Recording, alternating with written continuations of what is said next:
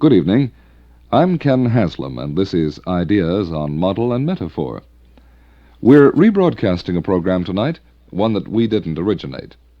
It was first heard last November on CBC AM's Sunday Supplement as the last half of the virtuoso 90-minute edition that was written, assembled, edited, and hosted by Glenn Gould. In this 40-minute section, Glenn Gould presents the music of the electronic Moog Synthesizer, through his own comments on it, and through two remarkable interviews which he arranged. We chose this program for our Model and Metaphor series because it suggests more about the metaphorical role of machines, more about machines and imagination than anything we could remember. See if you agree with us. Anyway, here's Glenn Gould with a lightning 4-minute introduction to what the Moog is all about.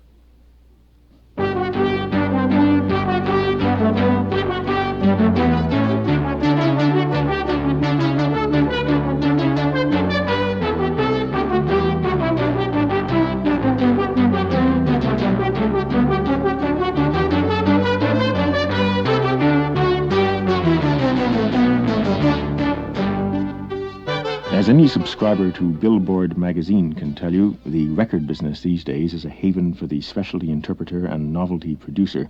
What with 28 versions of the Beethoven Fifth threatening to remainder each other, it's just about impossible to coax an item of that kind up the charts unless you play it on the piano, as one indefatigable opportunist did quite recently, or re-release at paperback prices an historic interpretation like that of Toscanini for the perusal of a generation which missed being reared on B.H. Haggin and Marcia Davenport. It's a cultist market, sad to say, propelled by a particularly virulent stream of anti-academic sentiment. The sober archival approach, which has determined the psychology of record buying since the advent of the LP, is in operation, however, and Angel Records blithely released the assured inanities of Eric Satie's keyboard works with the same Gesamtkunstwerkische solemnity with which Deutsche Grammophon Gesellschaft will turn out the complete Frescobaldi, the days when anthologies culled from everybody's top 20 tunes and artists were surefire box office came to a halt about the time lighter tone arms made band-jumping hazardous and development sections were first heard in the land.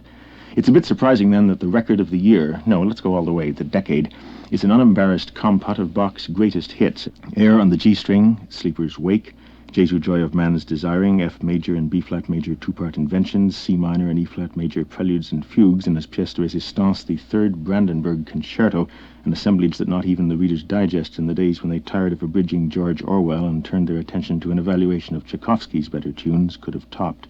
In addition, the record of the year shuns that musicologically inspired instrumental authenticity which serves as a built-in component of most Baroque collections.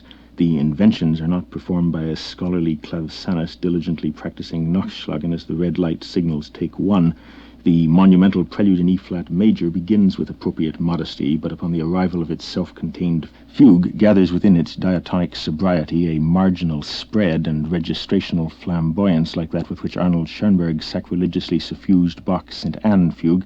And the Third Brandenburg, though as a realization of this masterpiece for 9 solo strings, it's at least the equal of the near-legendary performance by the Stuttgart Chamber Orchestra, allows brass bleats to break in upon the triadic equilibrium of the fiddle sonorities.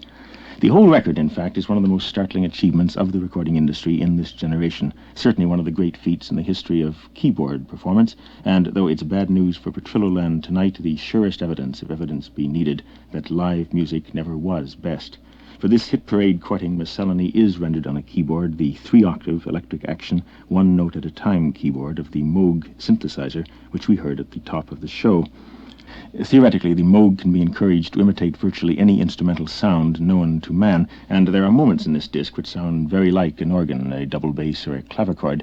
But its most conspicuous felicity is that except when casting gentle aspersions on more familiar Baroque instrumental archetypes, the performer shuns this kind of electronic exhibitionism. And the performer for Switched On Bach, and yes, that's the title, and Columbia Records, whose December release it is, but whose production it is not, should be ashamed of themselves, is no professional virtuoso taking time out from the winter tour for a visit to the recording studio, but a young American physicist and audio engineer named Walter Carlos, who has no recording contract, whose most esoteric musical endeavor heretofore was the supervision of soundtrack material for the Schaefer beer commercial on TV, and who over a period of many months produced, performed, and with the aid of a friend and musicologist Benjamin Folkman, conceived the extraordinary revelations afforded by this disc in his living room. We asked him to talk about the production of this disc with Jean Lees of High Fidelity magazine in New York. And we also asked Janet Somerville to have a chat with the Canadian poet and essayist Jean Le Moyne about the human fact of automation, its sociological and theological implications. So for the next 40 minutes, Janet Somerville talking to Jean Le Moyne in Montreal, while Jean Lees gets the facts on the Moog synthesizer from its foremost exponent, Walter Carlos. Walter, do you think you were on the road to producing the symphony orchestra to one mad genius at a console playing the whole symphony? In other words, do you foresee the AFM throwing a picket line around you for putting musicians out of work? They may try and bribe me into starting a training program so that all their musicians can now be reinstated and reemployed as synthesizer players.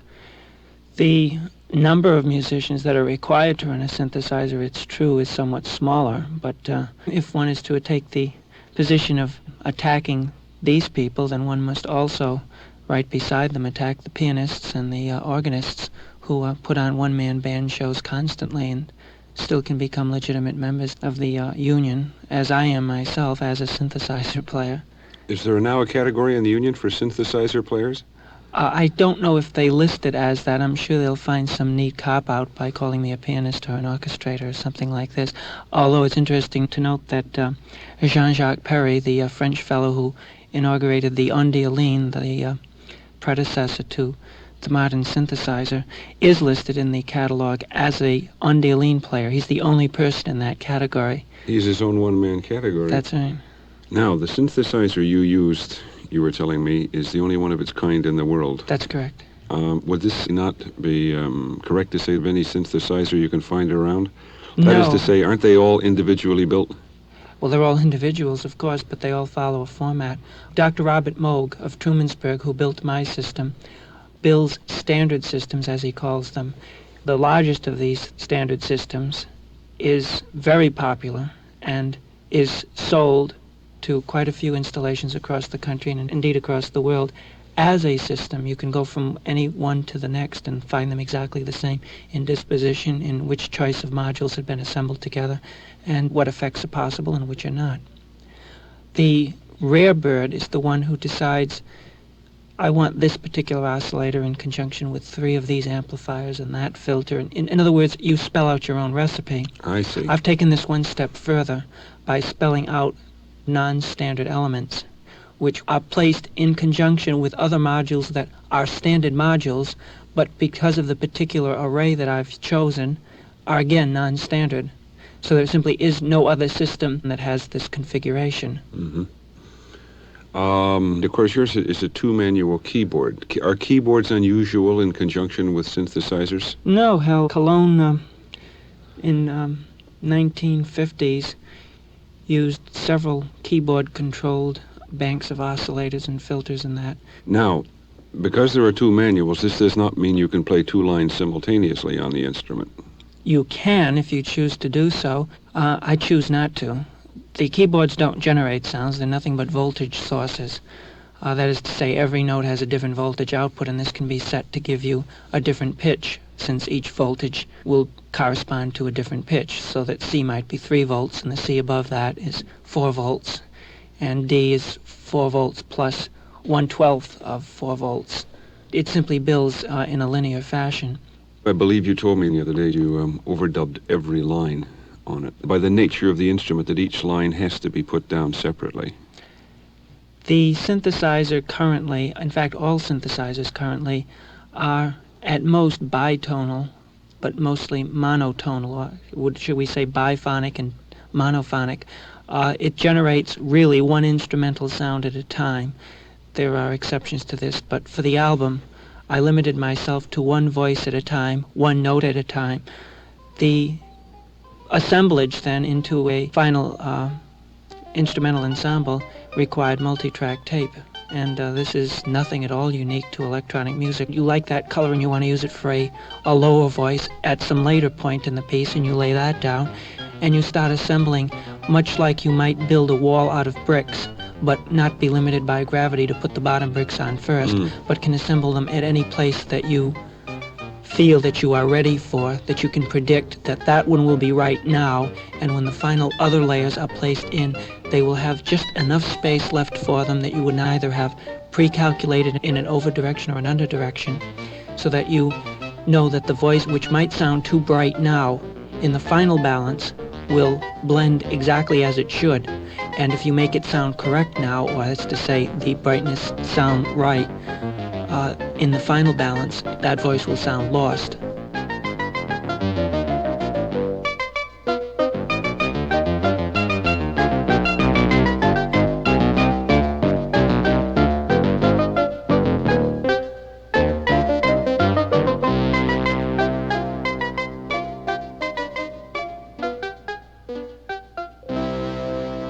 Monsieur Le Moyne, you're a humanist.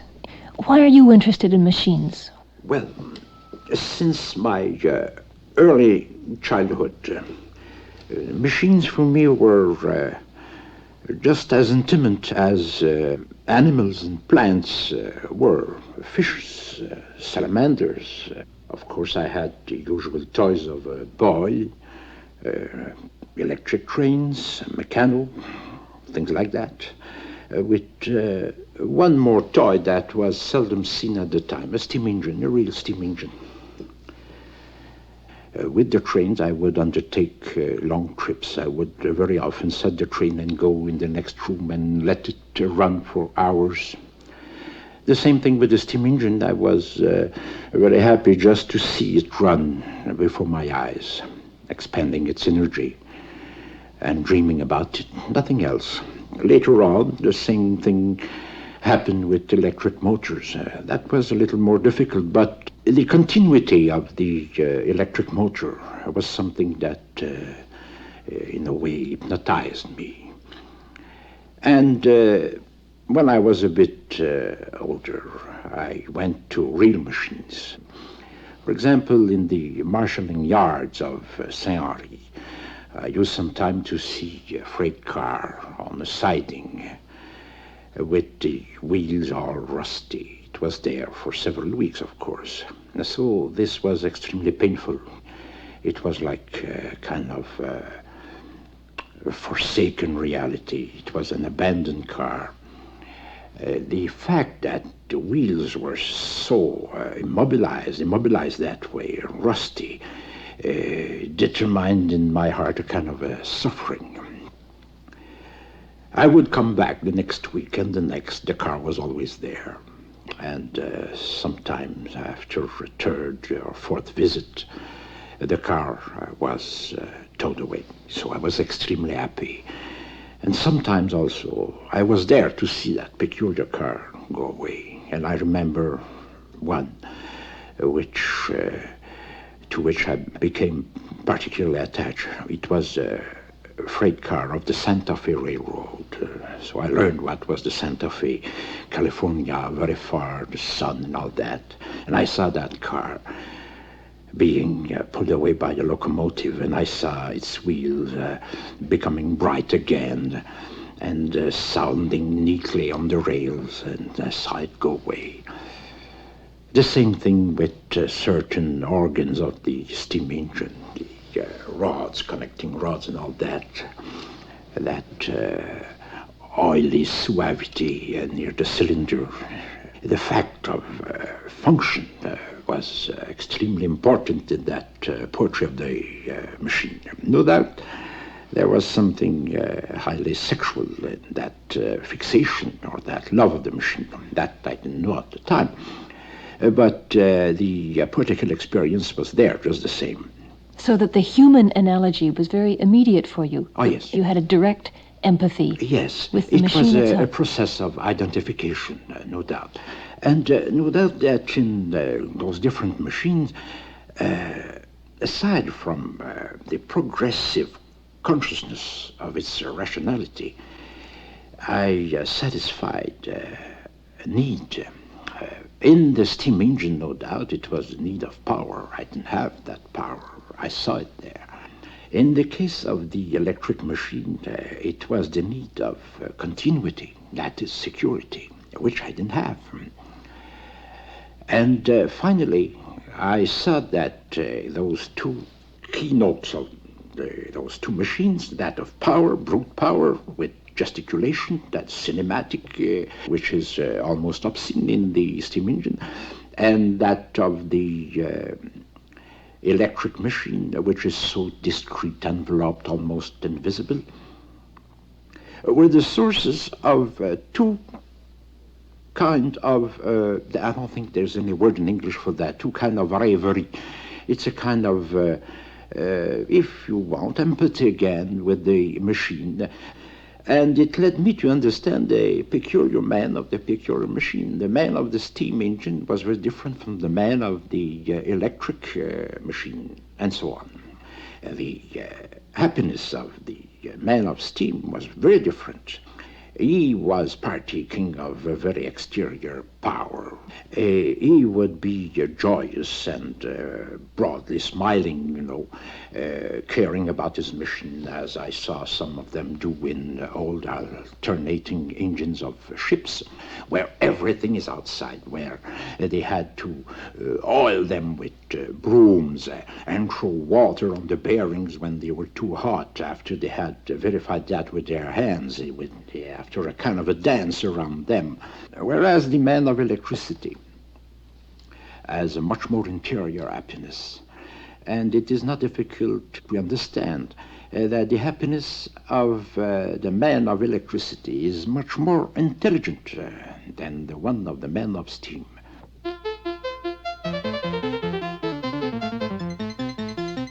Now, how did you, in this and in other tracks, keep the metrics steady? 3 years ago, I found it impossible to play steadily. I don't know, something snaps in your mind. You learn to work with a click track at times, very flexibly, so that the click track no longer sounds stiff and rigid. A great many people don't know what a click track is. Click track is the placing on one of the tracks of the tape of a steady metronomic click, or pulse, or bip. As long as it's regular, as long as it's audible. In fact, the more nasty the sound can be so that you can hear it even at low levels, the better. In this case, I take a sawtooth wave at very low frequency, and you have something which is just like a tapping out. And you can, give one measure for nothing so that you know where to come in. And you redo each voice one after another, listening to this click track. It's a standard technique when a lot of overdubs are being used.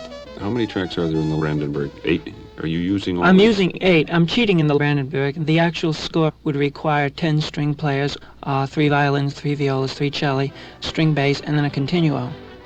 The electronic tonalities are so incisive and bright and articulate so neatly if you choose to do so, as I did, that there is no need, and in fact a hindrance is brought about by trying to use a continuo on top of it. It gets too thick, it muddies the texture. You just don't want this. So we've thrown out an instrument. Also, all of the bass and cello lines are the same line. To make the voices clearer, I restricted it to 2 bass instruments instead of the specified 4. But as far as, are we missing one of the sub-bass parts? No, indeed. The synthesizer can be set up so that although one is playing a fundamental of, say, 100 cycles, there can be a sub-fundamental of 50 cycles, not unlike an organ stop, which might be labeled, 32-foot or 16-foot, while you're actually playing in an 8-foot region. But this can be done subtly and more as part of the timbre than as an actual other voice, so that even with the 10 needed instruments, 8 tracks in the Brandenburg sounds the same, and in some ways I think it's preferable to having actually used 10 voices.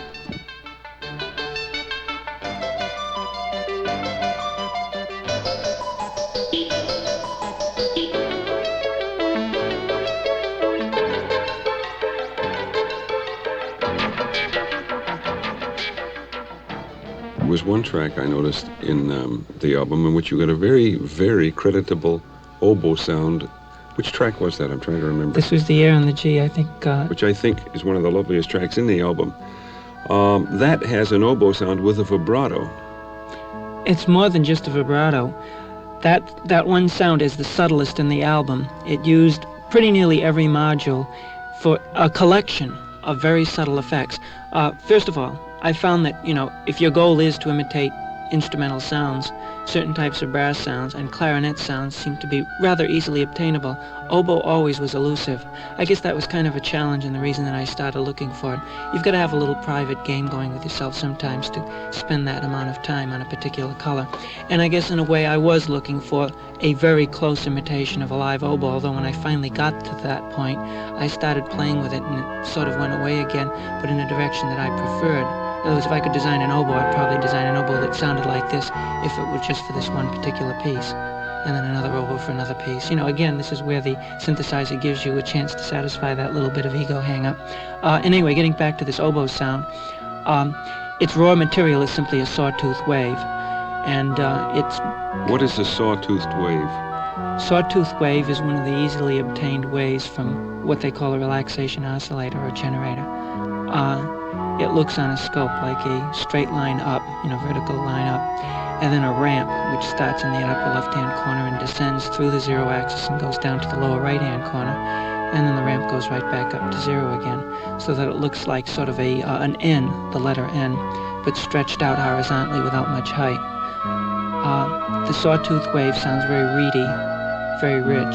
It's characteristic of a great many electronic organs to which the synthesizer should not be compared, since there are more differences than there are similarities. But the one similarity is that they do use oscillators, and the common sawtooth waveform is found on both of them. You could not simply apply an automatic oscillator, that varied it just wah, wah, wah, wah, wah, very evenly and mechanically. That did sound like an electronic organ. It starts to sound mechanical. But the total complexity of it sounds so simple. It sort of proves that live instruments sound simple, but in reality, extremely.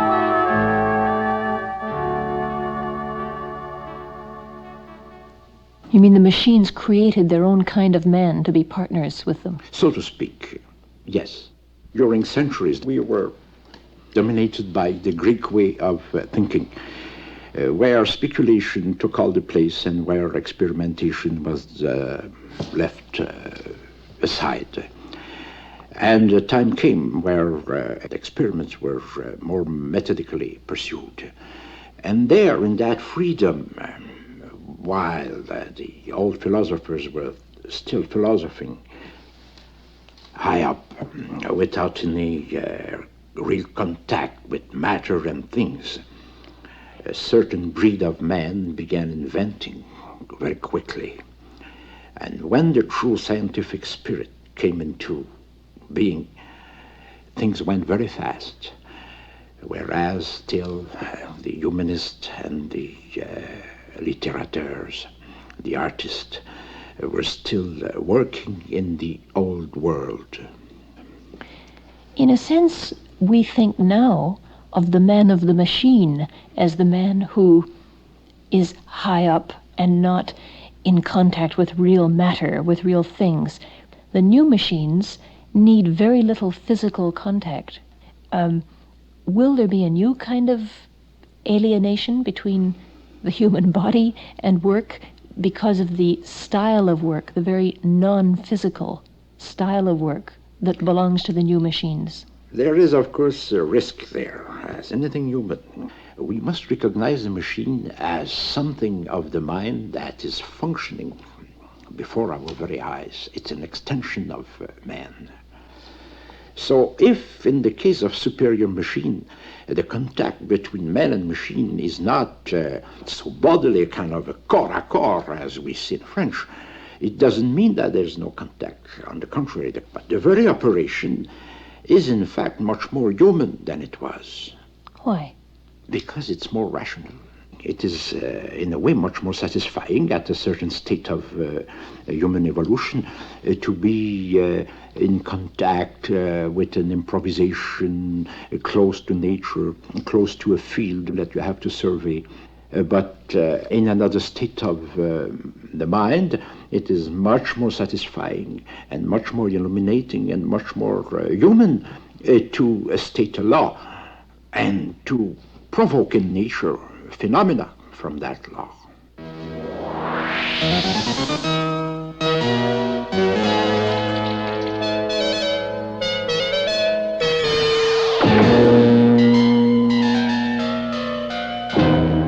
You were telling me recently that it is possible create sounds with a synthesizer that never existed in nature. Yes. That is to say, that it is theoretically possible not only to create a non-existent sound, or rather a previously non-existent sound, but you told me that you could theoretically cross the sound of a drum with that of a violin. Yeah, actually the problem is only one of definition. Once you've defined it, if you've got the determination, you can produce any of these sounds, but you have to first sit down and define the thing. We've defined a lot of sounds that are instrumental sounding, that are rather traditional sounding, although none of them really ever existed in nature. They resemble these to enough of an extent that you can identify with them, and you do find them instrumental and lends more feeling of an ensemble in a traditional sense. And I think it's a nice way to start. And in fact, it sometimes is more difficult to get close to these instrumental sounds than it is to do something a little bit whacked out, a little bit eccentric. Nevertheless, if you wanted to cross a drum with a violin, you could describe a drum-like attack and superimpose it on a waveform, which, when that drum attack is removed, does sound like a steady-state violin, and do it in such a way that there's no scene, so that one does have a drum violin, whatever that might be called. Or you can decide that... A drumalin? A drum... But there are a lot of other musical-like sounds that I guess most musicians have always carried with them, sort of haunted by, and probably even been unconsciously motivated in trying to reach for in their orchestrations, that are considerably less easily described than your drum-violin combination. Something that's very controlled type of raucousness, something that has a kind of a random fluctuation about the pitch that's neither a vibrato or an unsteadiness. Some of these things are so subtle that a quick listening, particularly if the thing is going rather fast and is in context with other similar, hard-to-describe sounds, can be interpreted by the listener as a more instrumental-like sound. But as you start listening to it more and more frequently, you begin to see that it has a kind of a life of its own, and that it is a new sound that has never been heard in nature before.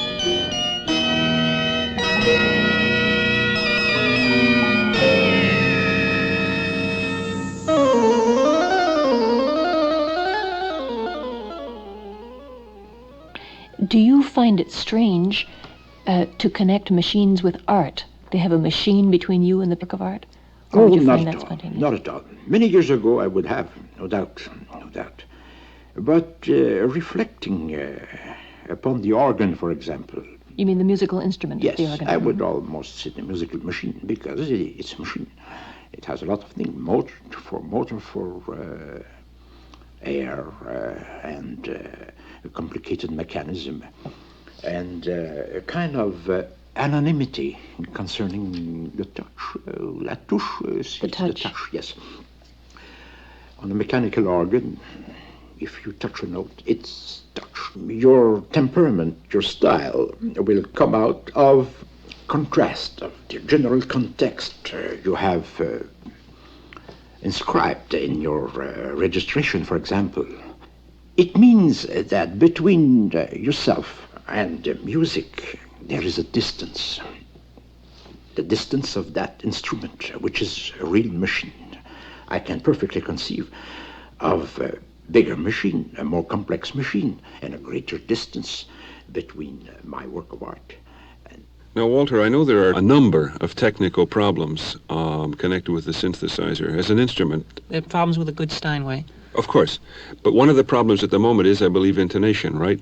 Intonation has been probably the most nerve-wracking of the difficulties with the synthesizer, and it's already a great step over the classical studio in which ordinary oscillators were used. The current synthesizer is far better than that.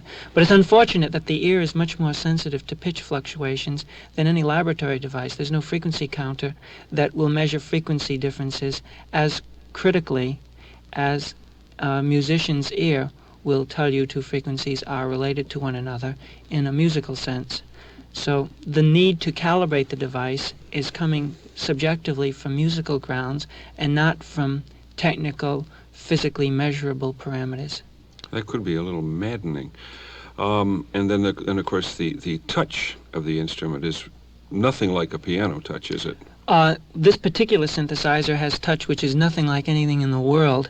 It's both a curse and a blessing. This keyboard, which Bob Moog worked on with me, is both depth and velocity sensitive. The depth and the velocity with which you play When the you say note. depth, you mean how far down you push the key? That's right. And the speed with which you depress the key can be used to control loudness or brightness or amount of vibrato or, an awful lot of parameters. Sometimes you can use it just to control the pitch so that as you hit the note, it sort of glisses into the pitch that you're reaching.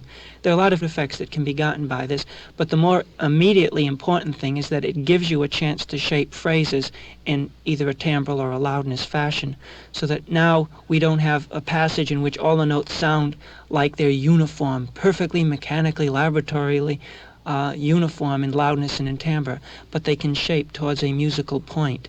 And this, I think, is of such significance that without it, the album would have been dull and impossible.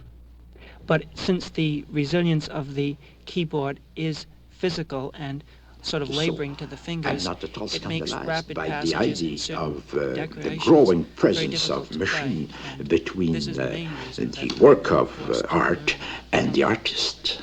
That's normal.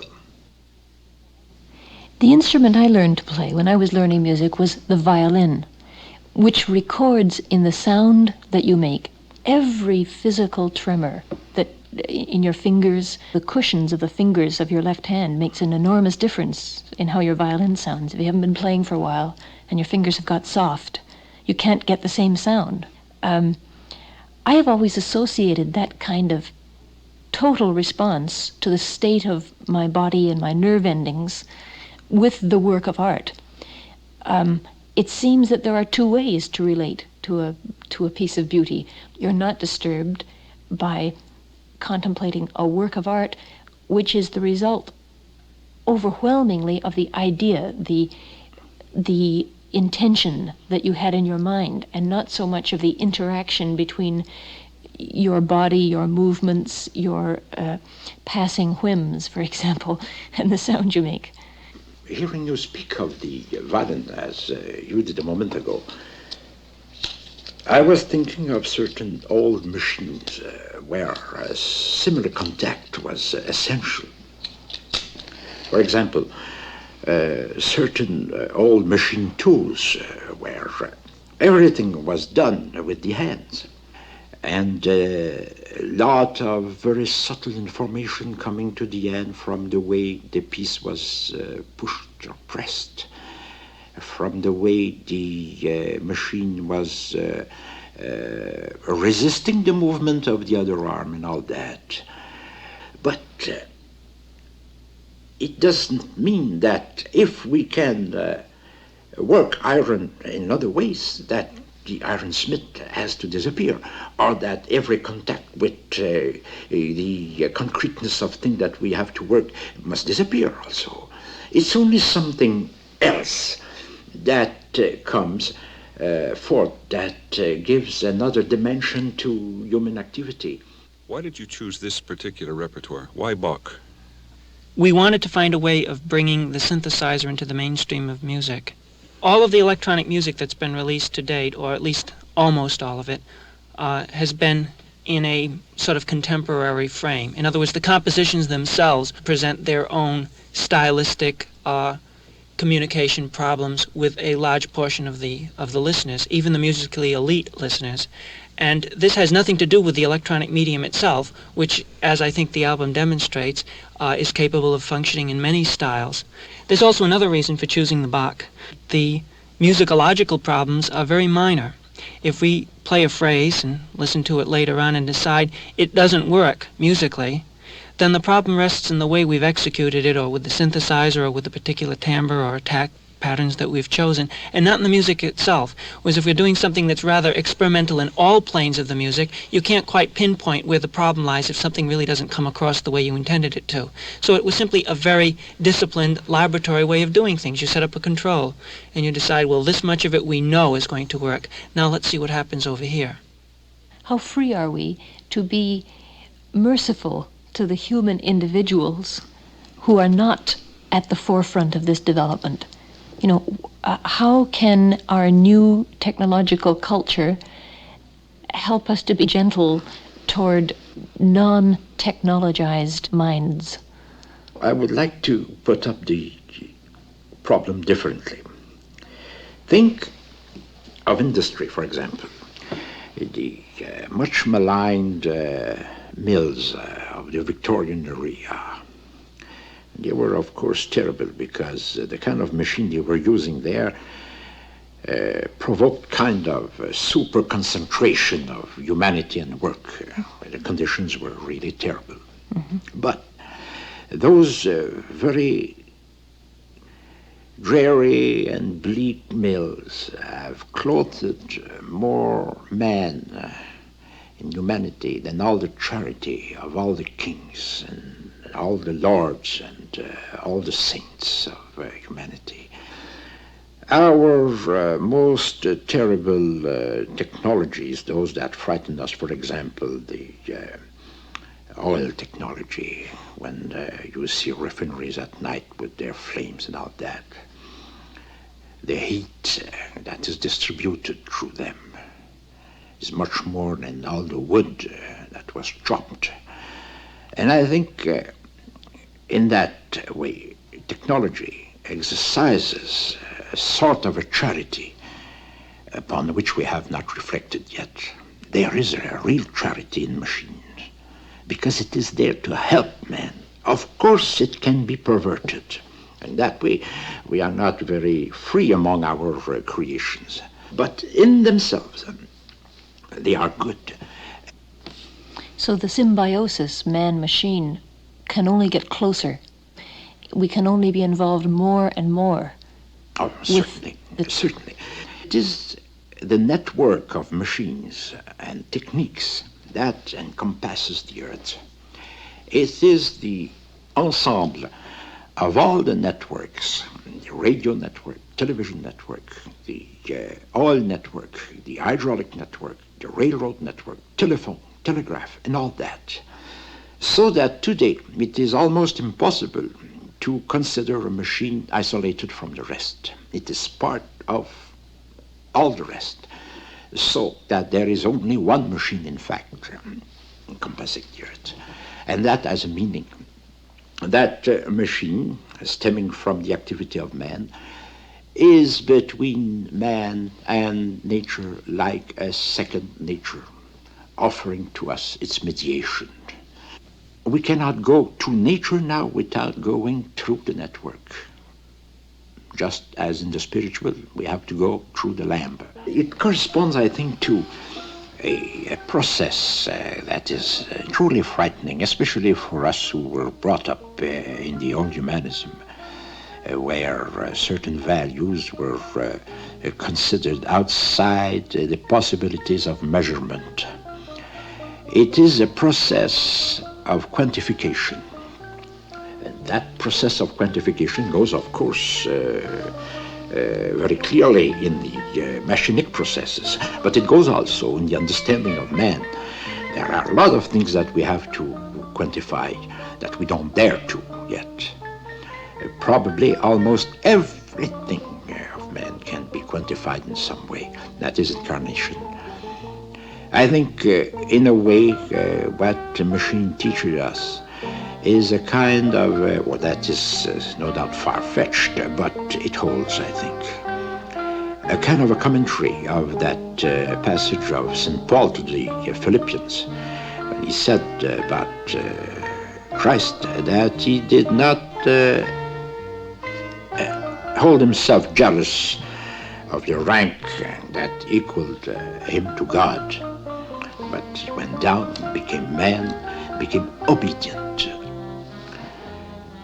That obeisance is exactly the insertion of man in the determinism of his materiality. We have not yet explored the extent of that materiality. It is much more than we think. And I think that the only way for us, while it is not yet done, is by a contemplation of Christ incarnate, as St. Paul insinuates him in that extraordinary passage. And in that way, I think that there is a kind of Christification going in the machinic world and technology and all that. It's very obscure, of course. It needs a lot of faith, a lot of hope to be seen. But I'm sure that it's there.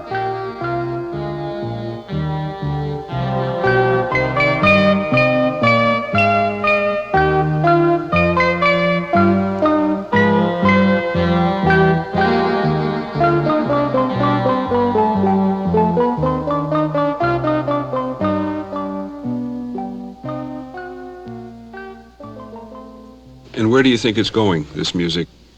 Where are you going? We're going into the mainstream of music. We're another instrument. We can be another orchestra if you'd like, once we've discussed certain of these little technical problems. But they'll go out eventually. You know, the piano was not perfected even by Mozart's time, really. And it takes time. We've had really, 5 years of synthesizer work to base this all on, and before that only about 15 years of real concerted electronic music investigation. So we're just a baby. And although now we can see that the child is going to grow into a rather exciting adult, you've still got to take one step at a time. And it will become assimilated. The gimmick value, thank God, is going to be lost.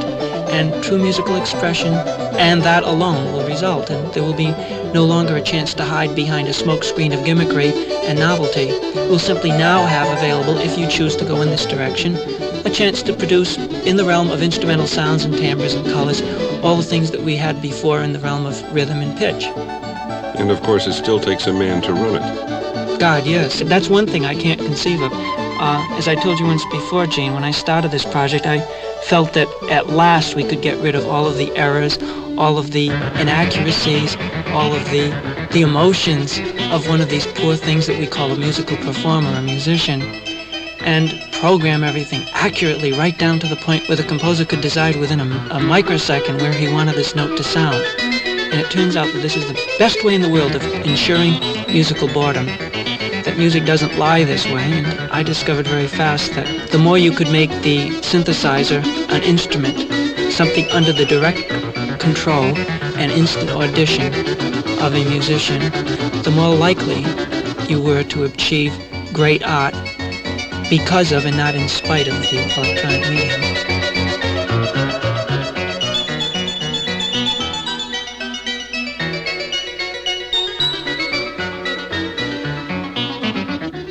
Walter Carlos and Jean Le Moyne talking to Jean Lees and Janet Somerville, respectively, about music a la Moog and the implications of that music for our age.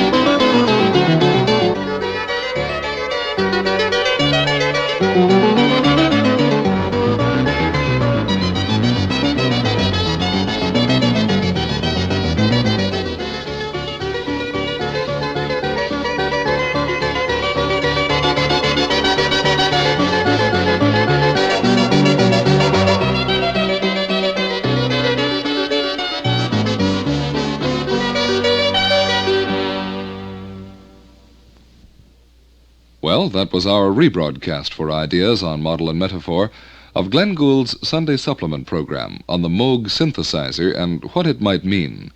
Howard Engel is the producer of Sunday Supplement, and the technical operations on that program were by Lorne Tulk. We were curious to know what an engineer would think of that excursion into the world of machines as metaphor-bearing tools of the human imagination. Machines, in fact, as images of imaginative man. So, we invited the rather literary engineer, who is Dean of the Faculty of Applied Sciences at the University of Windsor, J.G. Parr. Here are his reflections on machines and art, after a couple of sessions with the tape you just heard. Perhaps it's a characteristic of the human intellect that we try to establish polarities against which, or between which, we can make our assessments.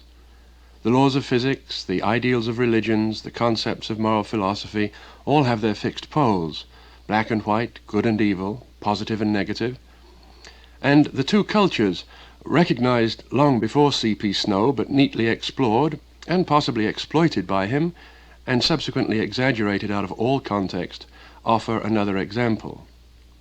And, conditioned by this simplistic resolution of polarities, we ask whether a man is a philosopher or an engineer, a poet or a mechanic, a musician or an electrician. When the scientist or the engineer protests this, when he insists that poetry is part of his engineering, that his science is his philosophy, that electronics and music are inextricably woven with each other in his mind, his apologia is received with cynicism, or at least with disbelief. But this hasn't always been the case. The Renaissance man, and later even the Fellow of the Royal Society, as the Royal Society of London used to be, were whole men. And if I were asked to give the principal reasons for the subsequently developed dichotomy, I'd point to our educational systems, which initiated compartments of knowledge and still endorse them. But the dichotomy has been more than academic. It's been part of a social structure. Towards the end of the 19th century, Lyon Playfair, a distinguished chemist and politician, said, "The stronghold of literature should be built in the upper classes of society, while the stronghold of science should be in the nation's middle class." And one sometimes detects quiet echoes of Playfair's words at university senate meetings. But cutting through the common belief that the humanities are respectable, the sciences tolerable, the technologies despicable, cutting through the nonsense that separates poetry and engineering, philosophy and industry, physics and symphonies, there are occasional knife-sharp examples of the unity of man's work. Examples which reveal our categorizations as superficial, as a convenience that panders to the limitations of our minds, to the prejudices of our grandfathers, to the convenience of our universities. The Moog Synthesizer is such an example. Glenn Gould's program about it strengthens the illustration, and most particularly Jean Le Moyne's humanistic embrace of the machine, not only his thoughtfulness, but his delight in machines, touched with the authenticity of the philosopher, draw together so effectively the world that's supposed to be the humanists and the world that's supposed to be the technologists.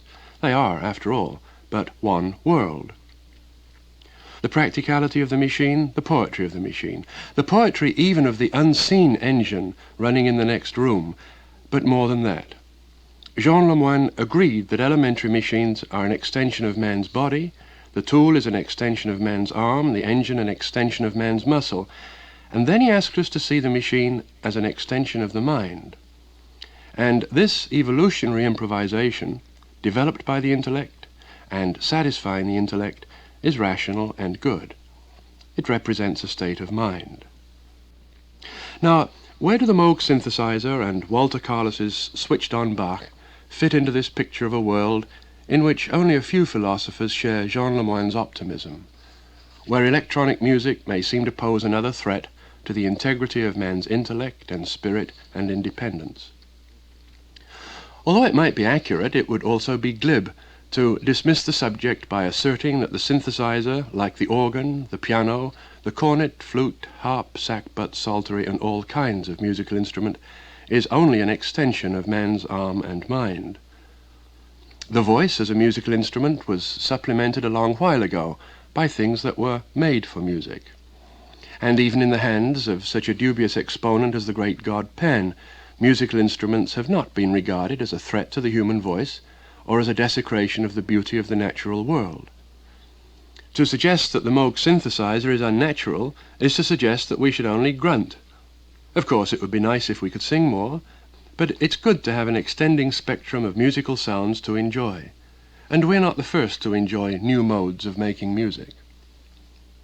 It is surely not surprising that the techniques of doing things, of making buildings, engines, musical instruments, follow parallel courses, because the knowledge that's available to the construction of an engine or a road is equally available to the innovator that wishes to devise a new kind of musical instrument, or a new medium or method for a sculpture, or a new effect on the stage. The valves on the trumpet, which we now take so much for granted, were introduced at the beginning of the 19th century, when better valves were also making the steam engine an efficient machine. The earliest organ, the hydraulis, was roughly contemporary with a practical knowledge of hydraulics that was applied to irrigation and plumbing. Catgut, which, cat lovers, is not plucked from cats, couldn't be spun into string were there not machines for making string for all kinds of purposes. There weren't any brass sections before the blacksmith made brass for ornaments and weapons and machines, and for musical instruments. Until the latter half of the 19th century, science wasn't used very much as a tool of engineering. James Watt was the first careful investigator of the operation of the new steam engine, and Carnot's thermodynamic analysis of its operations, this wasn't published until the turn of the century, in the early 1800s. Briefly, and with a few exceptions, science did not enter the machine until 1800. And it was about this time that scientists began to put science into sound. Although Edison in the United States and Cros in France didn't invent the phonograph until 1877, the analysis of sounds and the possibility of recording sounds were very much in the minds of scientists from about 1800. What I'm trying to suggest, and to suggest in broad terms, is that while machines and musical instruments had been made from very early times, the influence of science on our understanding and design of machines and musical instruments happened about 1800. Carnot's work on heat, derived from and applicable to the engine, was published about 1834. Chladni published his famous work on vibrations in 1802. Of course, there had been earlier work on sound, by Newton and way back to Pythagoras, and there'd been earlier work on engines. All I'm trying to assert is that about 1800 there was a great confluence of the scientific analysis of physical things, which before that time leaned rather heavily upon chance. And in the middle of the 19th century, Ohm's work on harmonics, the response of the ear, the quality of a note, brought music firmly into the purview of the physicist. Subsequently, Helmholtz made his contribution and published the authoritative text on the sensation of tones. Helmholtz's book was roughly contemporary with Edison's invention, although it's doubtful that Edison owed anything directly to Helmholtz. But there's a sort of atmosphere created by the simultaneous interests of many people, scientists, inventors, entrepreneurs. It's unlikely that the phonograph could have been invented before the middle of the 19th century, surprising if it had been delayed until the 20th. And now, in an age of electronics, it's inevitable that we will all be affected in all that we do by electronics. This doesn't simply involve the improvement of old methods, or bringing convenience and pleasure within the bounds of our pocketbooks. It brings with it the development of new methods. It extends the spectrum of our experience. I think it was Elgar who, after his first recording session, looked around the control room and remarked that he thought he could do more for the interpretation of music by working at the control panel than by waving his baton in front of the band. And, whether we like them or not, the noises on most of the top 10 tunes could not be made in any other way than via an electronic route. But there are moments at which, however subconsciously, however tacitly we realize it, there are moments at which there's a great leap forward in the evolutionary path. The internal combustion engine, splitting the atom, gunpowder, the development of the piano from the harpsichord, stereo broadcasting, and perhaps the Moog Synthesizer. Of course, if the synthesizer did only what a conventional instrument or a combination of instruments could do, we might admire it in the same limited way that Johnson spoke of the woman preacher. It's not done well, but you're surprised to find it done at all. But without being told so by Walter Carlos, we can appreciate that the synthesizer has more to offer than a creditable reproduction of what we already have. Define the sort of sound that's needed, and it can be produced. But I wonder if I can take this a stage further. First, though, we must be careful to distinguish between machines that create musical notes by a purely mechanical means, a means which, once set up, cannot be modulated, and the instruments that are modulated by the performer.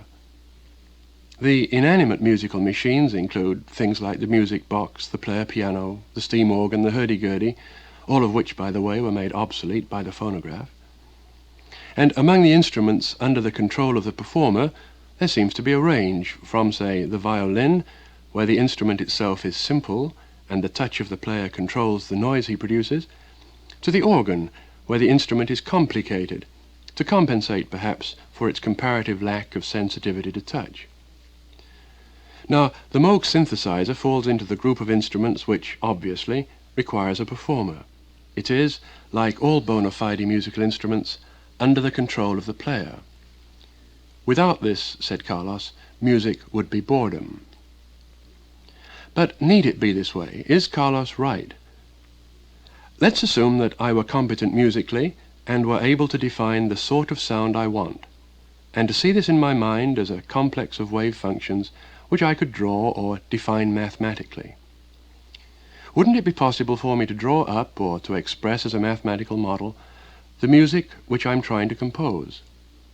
And why should this sound boring when it's fed into the synthesizer to be played? Admittedly, I would not rely upon the interpretation of the performer, but nor would every note have the same attack and quality, because I've not simply punched holes on a roll of paper. I'd write subtle variations of the sort I want, not of the sort the performer fancies I might want, into the models that I make for the synthesizer to play. This sort of thing has been done on film soundtrack, where the subtleties are much more limited. But the music is drawn onto the soundtrack. Conceivably, if a man knew precisely what sort of mark produced a specific effect, he could draw music to his heart's content. In fact, if I were a composer, I'd like to be able to indulge in that exercise which Walter Carlos mentioned, and which, I must say, endeared him to me. I'd like to have a private game going with myself. And I don't see why this pleasure should be the exclusive privilege of the man at the synthesizer keyboard. Any sort of music is an extension of ourselves. The gift of Jubal, inspired by his brother Tubal, whom I'm happy to note was a blacksmith, has undergone continual change as we have changed. That the extension may be more or less physical, more or less cerebral, doesn't concern me. In any event, there's a machine that interposes between the music maker and me, the listener. The machines change and are added to. Would Handel be pleased with the effects of modern orchestras playing his work? Would Bach be impressed by the synthesizer?